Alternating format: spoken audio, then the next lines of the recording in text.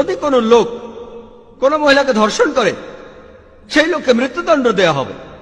লোকে হয়তো বলবে মৃত্যুদণ্ড এই একবিংশ শতাব্দীতে?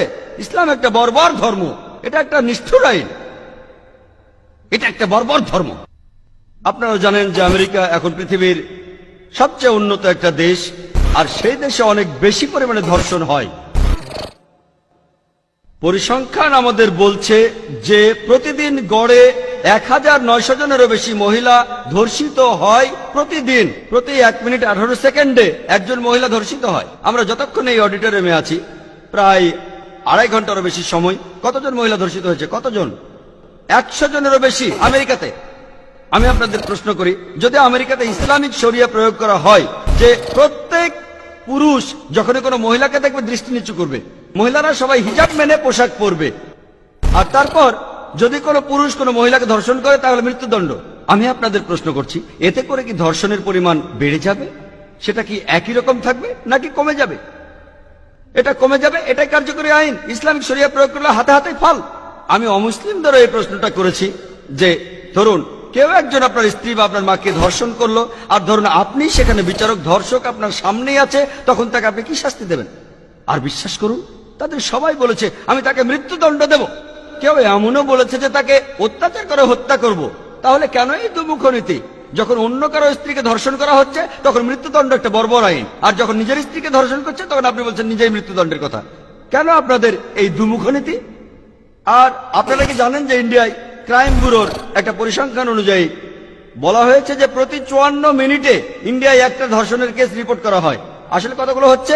আরো অনেক বেশি, রিপোর্ট একটা।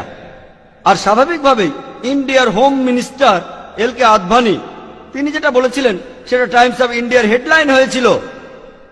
হেডলাইন তিনি বলেছিলেন যে আদভানি বলেছেন ধর্ষণের শাস্তি মৃত্যুদণ্ড, আর আইনে একটা সংশোধনের কথা বলেছেন।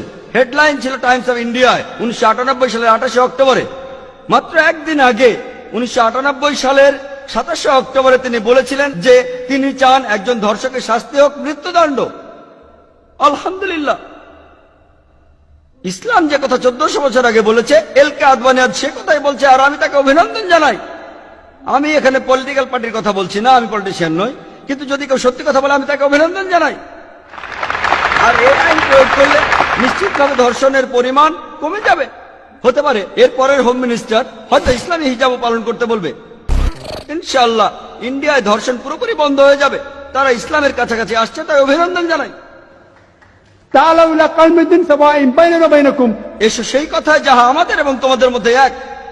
এলকে আদভানি বুঝতে পেরেছেন যে ইন্ডিয়ায় ধর্ষণের পরিমাণ বেড়ে গেছে, আর তিনি এখানে ঠিকই বলেছেন যে আইনটা একটু সংশোধনী দরকার, আর ধর্ষকের শাস্তি হওয়া উচিত মৃত্যুদণ্ড। আমি এটার পক্ষে, আমি প্রথম ইন্ডিয়ান হিসেবে আপনাকে সমর্থন করছি। তাই যদি ভালোভাবে দেখেন, ইসলাম ভালো কথা বলার পাশাপাশি আপনাকে দেখিয়ে দেয় কিভাবে ভালো জিনিসগুলো অর্জন করতে হবে।